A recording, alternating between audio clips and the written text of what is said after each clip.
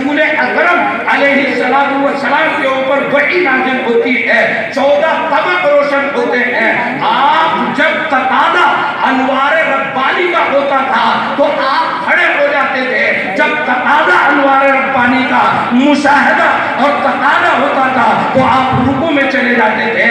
آپ انوار ربانی کے متطلبات کو، مقتضیات کو سمجھ رہے تھے، اور آپ کے لیے قانون ہے، اس لیے کہ آپ انوار ربانی کا مشاہدہ نہیں کر رہے ہیں۔ الحمدللہ کفا وسلام علی عبادہ الذین اصطفى وبعد۔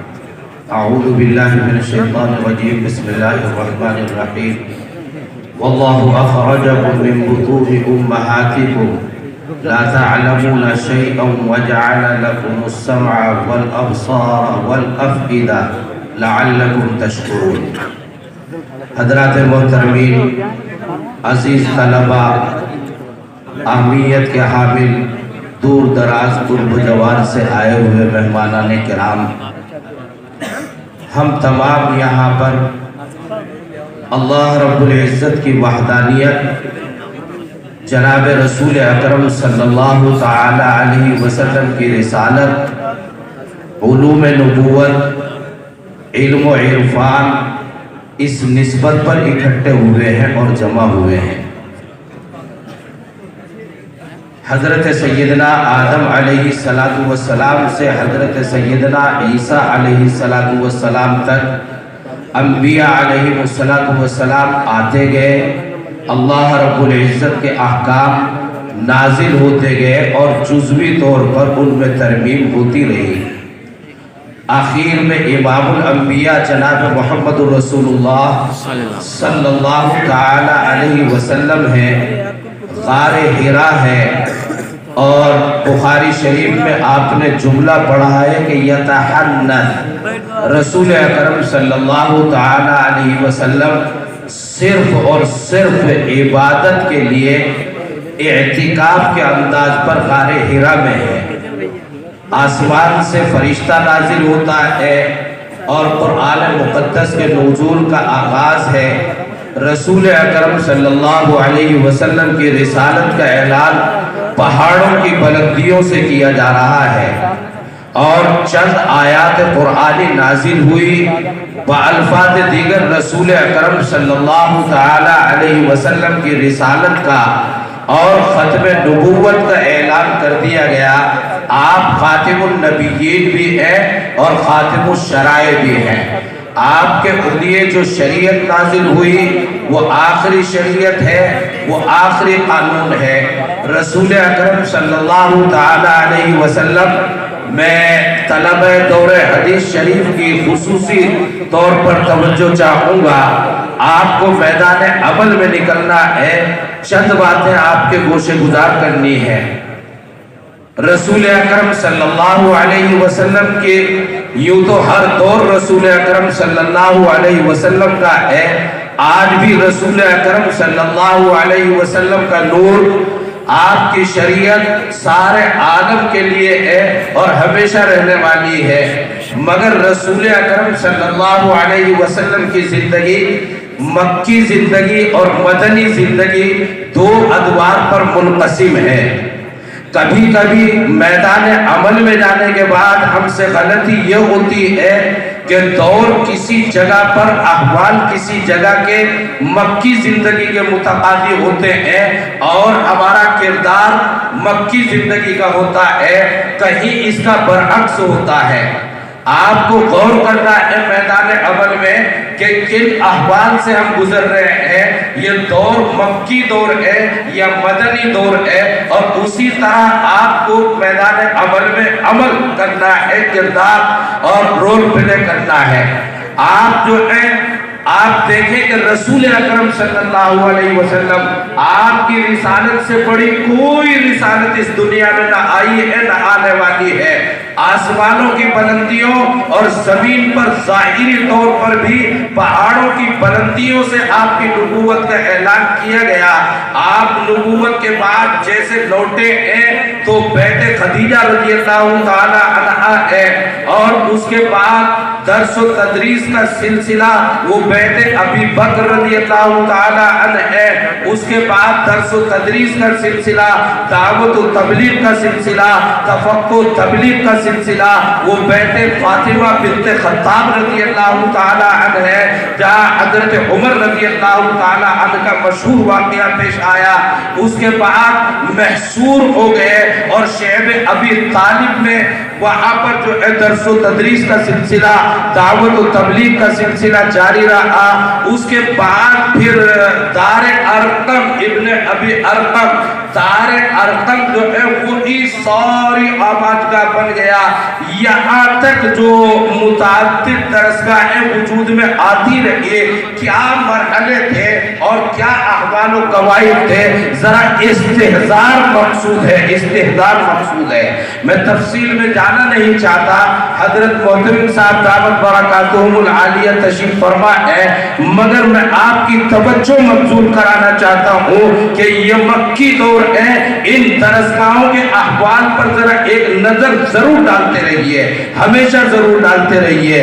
آگے بڑھیے، پھر مدینہ منورہ کا دور ہے، رسول اکرم صلی اللہ تعالی علیہ وسلم ہے، مسجد نبوی ہے، صفہ نبوی ہے، اور ایک دوسرے انداز پر گویا مدارس کا اور دعوت و تبلیغ کا اور میدان عمل کا آغاز ہوتا ہے۔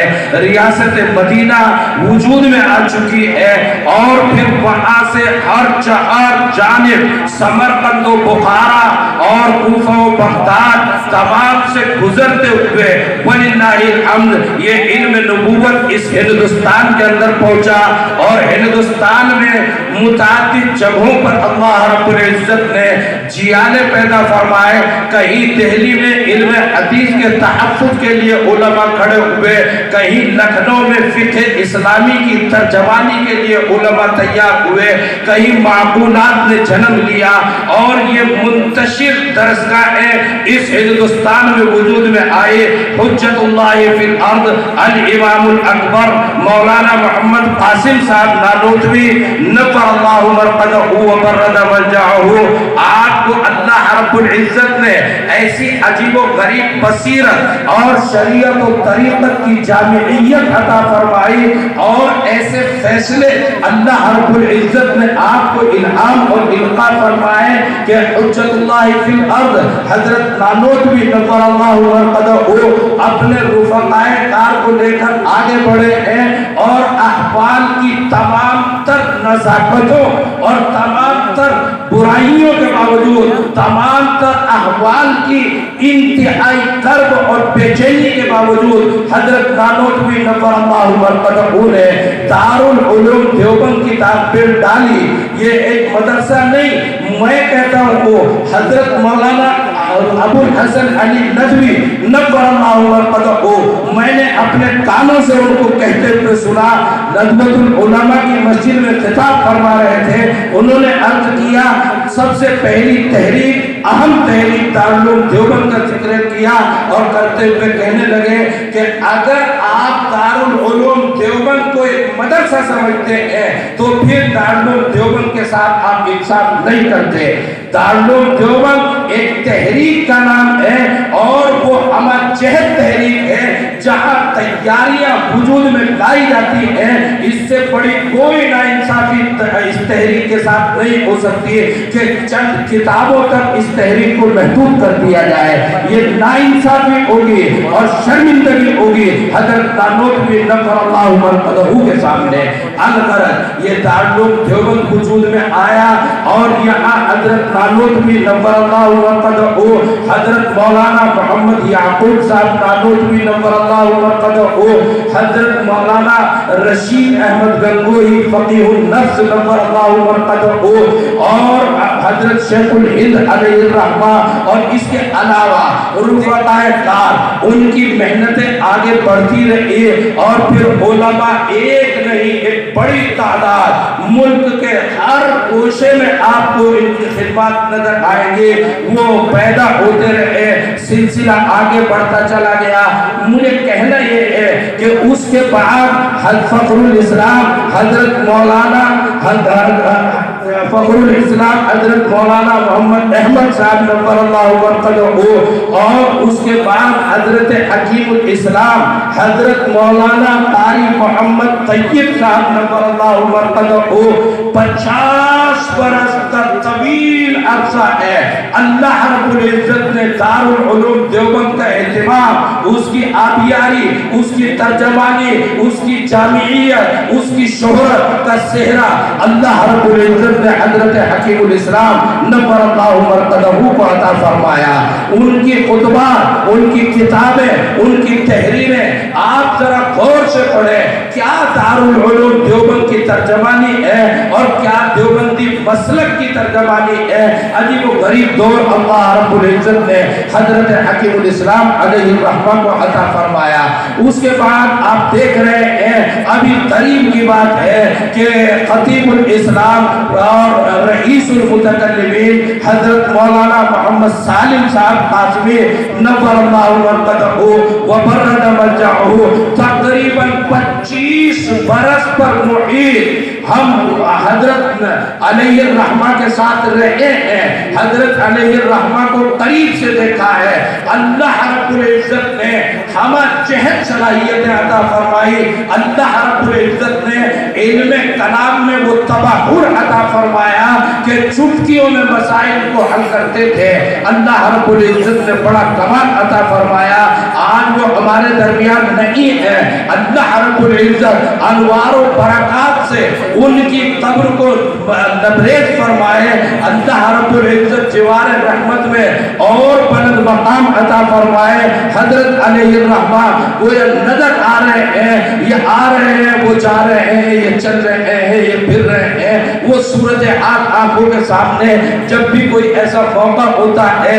اسی طرح حضرت ابن انور، حضرت فخر المحدثین، حضرت علامہ سید انظر شاہ کشمیری نور اللہ مرقدہ، ابھی آپ ترانے میں تذکرہ سن رہے تھے، ان کی آواز اور ان کی آواز کی کھنک اور ان کی تحقیق، ان کی تدقیق، ان کا بخاری شریف پر عمل جہد کلام اور نطق و بیان انظر جو ہے وہ ایک مثال ہے، ایک عجیب و غریب انداز حضرت شاہ صاحب علیہ الرحمہ کو اللہ رب العزت نے عطا فرمایا تھا۔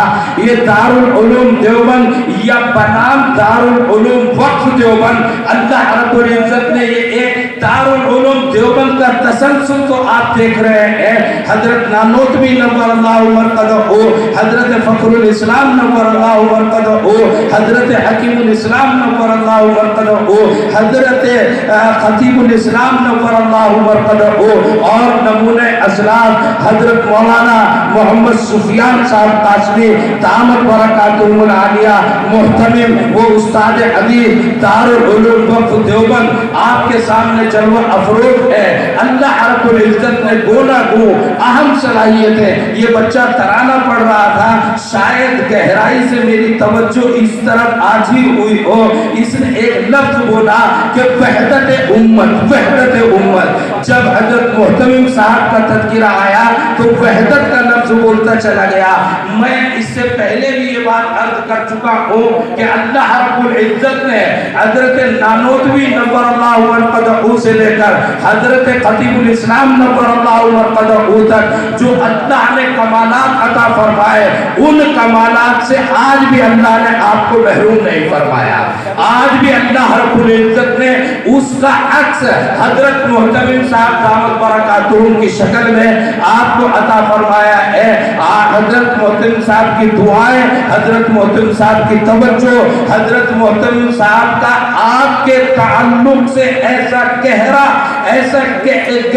گہرا تعمق اور غور و فکر اور تدبر کہ کس طرح آپ جو ہے میدان عمل میں آئے اور آپ کو اللہ رب العزت ترقیات سے سرفراز فرمائے، اس کے لیے جفا کشی اور محنت اور جد و جہد اور ناسپاسی ہوگی کہ میں آئندہ کے لیے امید نہ رکھتا چلوں، اللہ جانے۔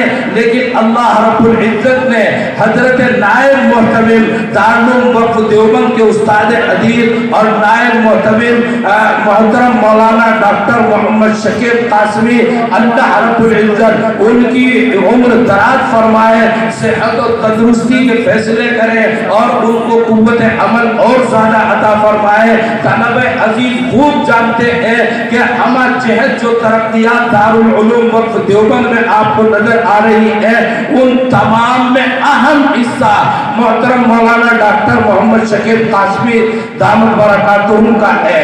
مجھے کچھ باتیں آپ سے 2-4 منٹ کے لیے عرض کرنی ہے۔ اس سے پہلے مہمان جو یہاں پر تشریف فرما ہو ان کو توجہ دلانا چاہوں گا کہ وللہ الحمد جس دارالعلوم وقف دیوبند میں آپ اکٹھے ہیں اور جمع ہیں، یا دارالعلوم وقف دیوبند میں شعبہ ناظرہ الف باتا سے تعلیم ہوتی ہے۔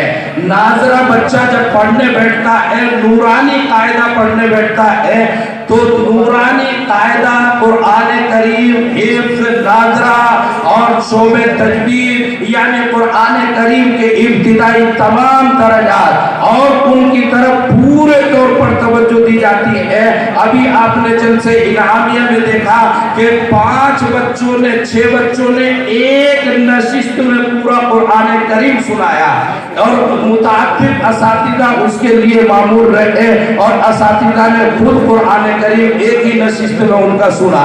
تو درجہ حفظ ہے، درجہ تجوید ہے، تمام شعبے یہاں پر، پھر عربی درجات میں جو دارالعلوم دیوبند کے قدیم شعبے ہیں وہ تمام شعبے، اور پھر ہزاروں طلبہ آج بخاری شریف پڑھ کر آخری درس سے لے کر یہ مولوی بننے جا رہے ہیں۔ اس کے بعد پھر دارالعلوم وقف دیوبند میں متعدد شعبے ہیں، شعبے تفسیر ہے، تکمیل ادب ہے، افتاء ہے، تخصص فی الفقہ والافتاء ہے، اور اسی طرح حجت الاسلام اکیڈمی ہے۔ اکیڈمی میں بھی طلبہ تصنیف و تعلیم کے لیے داخلہ لیتے ہیں اور متعدد طلبہ شعبہ اکیڈمی سے فراغت حاصل کرتے ہیں۔ ہمارے پھر خصوصیت کے ساتھ یہاں پر تخصصات کے طلبہ کو مقالے لکھنے کے لیے دیے جاتے ہیں، اور ان طلبہ کو مقالے آپ سمجھو کہ چھوٹی چھوٹی کتابیں کسی عنوان پر ان سے لکھوائی جاتی ہیں اور وہ پورے سال کتابیں لکھتے رہتے ہیں۔ چونکہ مولوی ہو کر آگے ہیں، وہ پورے طور پر جانتے ہیں کہ کس طرح لکھنا ہے، یا ان کو سکھایا جاتا ہے کہ کس طرح لکھنا ہے۔ وہ چھوٹی چھوٹی پوری کتابیں لکھتے رہتے ہیں، اور پھر ان کے لیے حجت الاسلام اکیڈمی کی طرف سے محاضرے منعقد کرائے جاتے ہیں۔ متعدد یونیورسٹیوں سے پروفیسرز حضرات، اہمیت کے حامل، عقل و دانش والے حضرات یہاں تشریف لاتے ہیں اور ہمارے طلبہ کے سامنے اہم عناوین پر محاضرے پیش کرتے ہیں۔ انتظامی طور پر ہو، تعلیمی طور پر ہو، یہاں سے جو ہے ہمارا ندائے دارالعلوم وقف رسالہ نکلتا ہے، انگریزی میگزین نکلتی ہے، اور مجلہ محکمہ ہندوستان میں شاید 2-4 رسالے ہوں گے، پورے ہندوستان کے طول و عرض میں شاید 2-4 میگزین ایسی ہوں گی۔ ایک میگزین ان میں ہے وحدت الامہ، وحدت الامہ عربی میں ہے، وہ مجلہ محکمہ ہے، وہ الحمدللہ دارالعلوم وقف دیوبند کا ترجمان ہے، اور پورے عالم عرب میں دارالعلوم وقف دیوبند کی ترجمانی کرتا ہے۔ اسی کے ساتھ ساتھ انتظامی طور پر داخلوں کے وقت میں آنے والے جدید طلبہ کو بہت پریشانی کا سامنا کرنا پڑتا تھا۔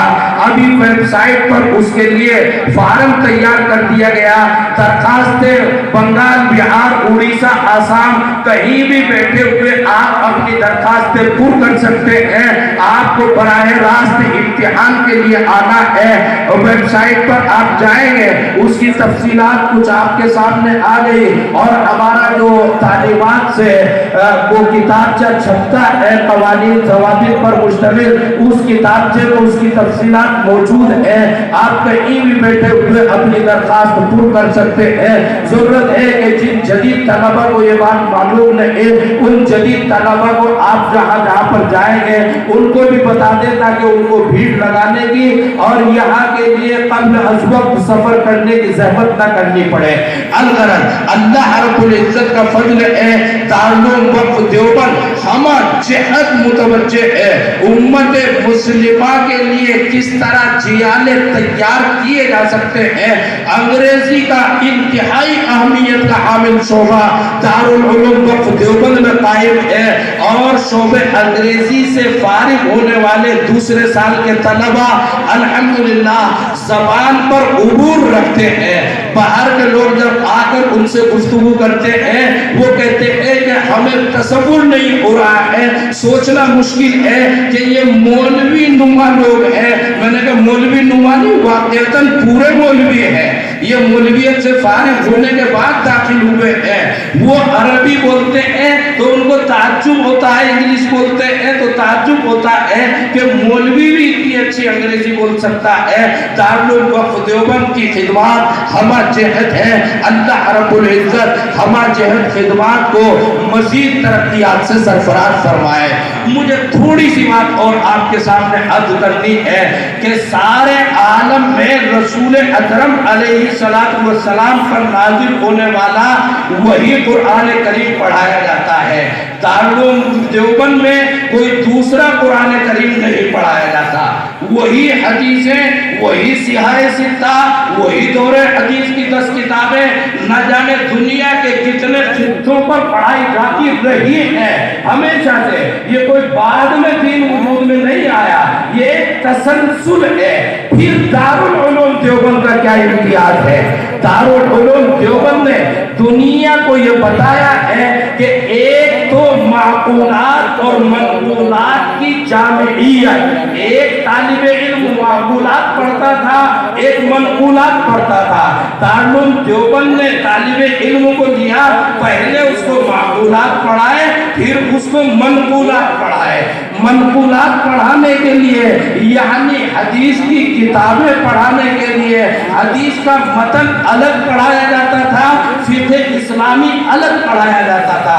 دارالعلوم دیوبند نے حدیث کے متن کی تشریحات کو لیتے ہوئے فقہ اسلامی کو اس کے ساتھ ساتھ پڑھانا شروع کیا، اور فقہ اسلامی اور علم حدیث دونوں ایک ساتھ چلتے ہیں۔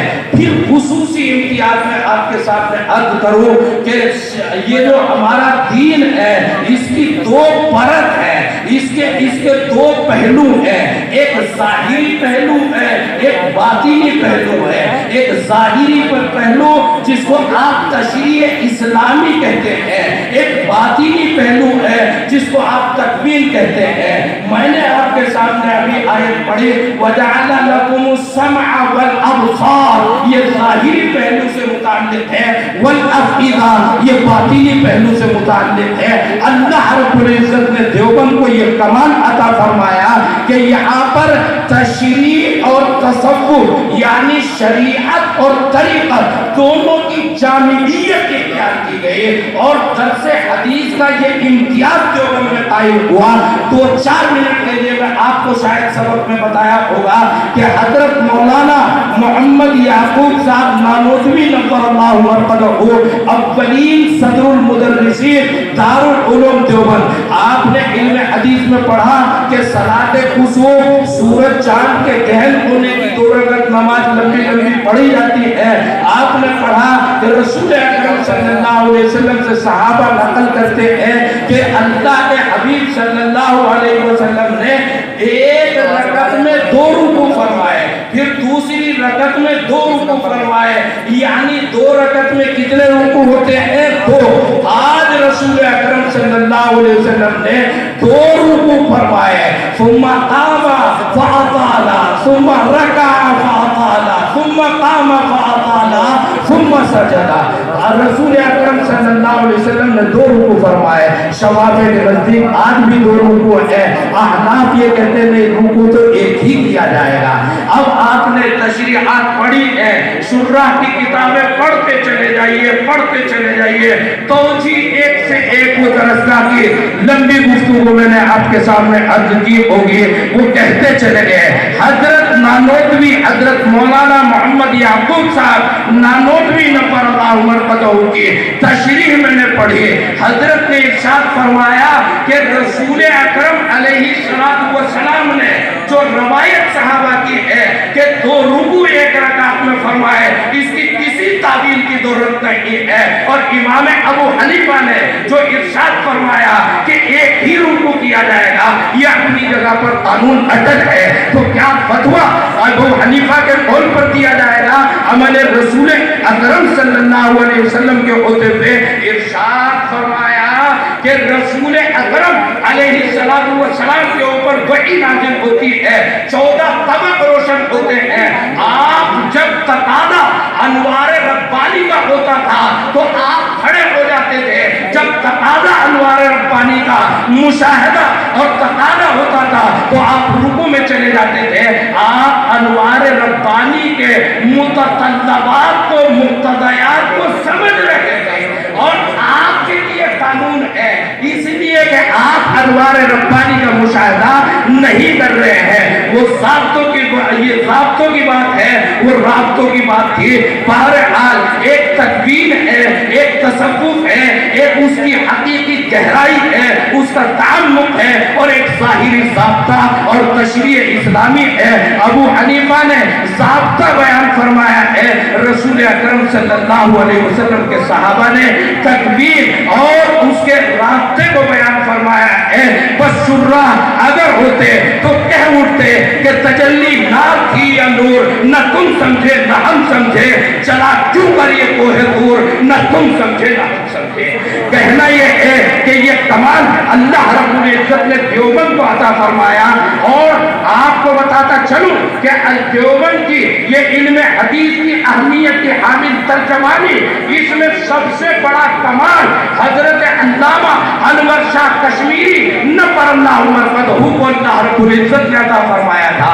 आज भी अल्लाह ने उनके पोते हमारे मोहतरम और मुकर्रम हजरत मौलाना सैयद अहमद खिज़र शाह मसूदी दामत बरकातुहुल आलिया सदरुल मुदर्रिसीन नाज़िम मजलिस तालीमी शेखुल हदीस दारुल देवबंद, आपको उनसे तलम्मुस का मौका अल्लाह रब्बुल इज्जत ने अता फरमाया।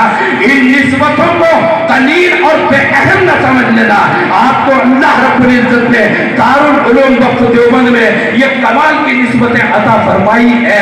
लेकिन याद रखो, अब जो आपको जाना है, मैंने जो आपको बताया कि मक्की जिंदगी क्या है, मदनी जिंदगी क्या है, अहवाल पर उसका इंतिबाह करना ये आपका काम होगा। आग है, औलाद इब्राहिम है, नमरूद है, फिर क्या क्या फिर किसी का इम्तिहान मकसूद है, अजीब हालात है, आप सब समझ रहे हैं। मैं कहना क्या चाह रहा हूँ, हजरत मोहतरम साहब दामत बरकातुहुल आलिया तशरीफ फरमा है। मैं तवील गुफ्तगू इसलिए कर गया जितनी तवील हुई कि मेहमान इधर उधर से और आने वाले थे, दुआओं में शिरकत के लिए लोगों के फोन आ रहे थे कि इतने सवेरे जो है दुआ ना हो जाए, हजरत मोहतरम साहब की दुआ से हम महरूम रह जाए। हर जानिब से फोन ये आ रहे थे कि बारिश का मौसम है, जरा सा ताकीद कीजिए, जरा सा ताकीद कीजिए। हम दारुल वक्त देवबंद में अपने मुकर्रम मेहमानों का इस्तकबाल करते हैं। दारुल वक्त देवबंद आपके आने पर आपको मुबारकबाद कहता है। अल्लाह करे आपके बच्चे हमेशा कामयाब हो और मिल्लत इस्लामिया को अल्लाह भरपूर कामयाबी अता फरमाए। दो तीन बातें मैं आपके सामने अर्ज कर दूं कि सबसे पहले यहाँ पर दो किताबों का आज सबक है, एक दर्स मुसलसलात है और एक बुखारी शरीफ की तकमील है, आखिरी दर्स है। हजरत मौलाना सैयद अहमद खिज़र शाह मसूदी दामत बरकातुहू तौरे हदीस शरीफ के तलबा को मालूम है कि कुछ दिनों से अलील चल रहे हैं। आज भी बहुत कोशिश की कि वो तशरीफ लाए, मगर डॉक्टरों ने कतई तौर पर इजाजत नहीं दी, वो तशरीफ नहीं ला सके। हजरत मोहतरम साहब ये मुसलसलात का दर्स देंगे, हजरत मोहतरम साहब ये बुखारी शरीफ के ताल्लुक से खिताब फरमाएंगे, उन्हीं की दुआओं पर आज तकमील होगी।